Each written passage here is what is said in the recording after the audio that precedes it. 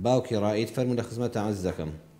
السلام عليكم السلام ورحمة الله. باوكي رائد باش ما مصاجان خوي يقول السلامتك الحمد لله.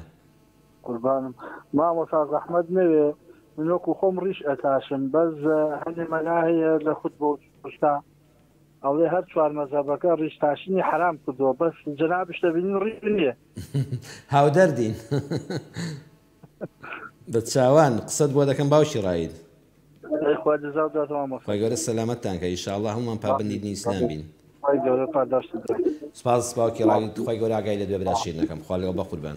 باوکی ڕایی وەکو دوا پەیوەندی فەرمووی ڕیش دەتاشم دەڵێن بە هەر چوار مەسەب حرامە. بەڵا برا بەڕێزەکەم ڕیش تاشین شتێکی تازەیە هەموو زانایانی ئیسلام لەسەر ئەوەن کە پێغەمبەر صلی الله علیه وسلم حەدیثەکە صحیحە و بێگومانە دەفەرمێت سمێڵتان کورتکەنەوە ڕیشتان بەردەنەوە پێغەمبەر ئا ڕیشی خۆی گرتووە. بەڵام وەکۆی بڵێم حەڵاڵە کارێکە خۆم دەیکەم نابێ بی شەرعێنم ڕەن بە من خۆم بە گوناه هەبار بزانم.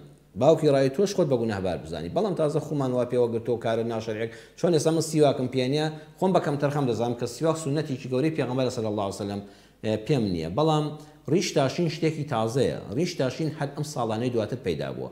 لە زمانی پێغەمبەر صلی الله علیه وسلم کافر و مسلمان هەمووی ڕیشی هەبووە جوولەکە و مەسیحی هەمووی ڕیشی هەبووە.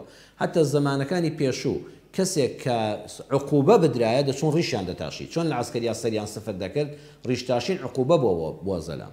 بەڵام ئێمە کە ڕیشمان دەتاشین نابێ بڵین وڵا کارێکی چاکمان کردووە ئەبێ بڵین قسە و فەرمایشتی پێغەمبەر صلی الله علیه وسلم لەسەر سەر و سەر چاوانە. بەڵام ئێمە خۆمان کەم تەرخەمین یان تێگڕای زانایان لەسەر ئەوە نین بەو شێوەیە هەموو ڕیشدارێک ناچێتە بەهەشت و هەموو ڕیش تاشراوێکیش خوا پەنامەدا ناچێتە دۆزەخ. ومێدەوارم ئێمە خۆمان بە کەم تەرخەم بزانین لانی کەم بە کەم تەرخەم وهانی خەڵکی بدەین کە ڕیشی سونەتی پێغەمبەر صلی الله علیه وسلم ئەویش بۆ خوا يعني ڕیشەشنەوە دووسێ جۆری هەیە وەکو حیزبێک ڕیش دێڵێتەوە ئەوە بەخوا قبوڵ نییە ئەبێ خالیسەن تەنها و تەنها لەبەر خاتی سونەتی پێغەمبەر صلی الله علیه وسلم بێشترێتەوە.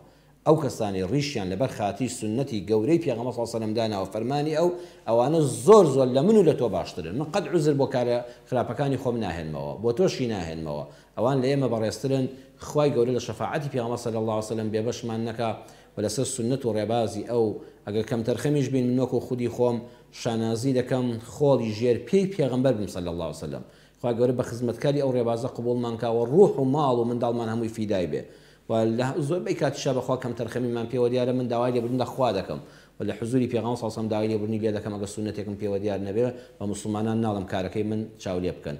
ئەڵێم لەم کارەیە منیش و باوکی ڕائیدیش کەم تەرخەمین ئەگە بۆش تێشرایەوە تۆ ئینشەڵڵا ڕیشێکی جوانی سونەتی دانێ و دوعای خێریش بۆ ئێمە بکە خوا ڕەحم بە هەموو لایەکمان بکە.